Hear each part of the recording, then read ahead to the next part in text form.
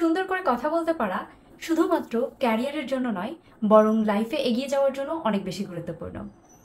চলুন কমিউনিকেশন স্কিলসে কিভাবে দক্ষতা বাড়াবেন সেটা নিয়ে খুবই সিম্পল কিন্তু কার্যকরী 3টা টিপস নিয়ে কথা বলি। টিপ 1, প্রতিদিন অন্তত 2 মিনিট করে ফোনের ক্যামেরা অন করে কথা বলুন। নিজেই নিজের সাথে বিভিন্ন বিষয় নিয়ে কথা বলুন, এতে আপনার ফ্লুয়েন্সি ও সেলফ কনফিডেন্স অনেক হাই হবে।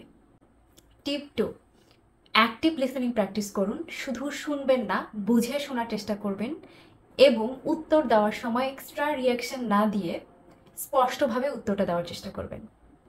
টিপ 3, প্রতিদিন 5টি করে নতুন শব্দ শেখার চেষ্টা করবেন, বাংলা ও ইংরেজি দুভাষাতেই, এবং আপনার ডেইলি কনভারসেশনে, বন্ধুদের আড্ডায় সেই শব্দগুলো ব্যবহার করার চেষ্টা করুন।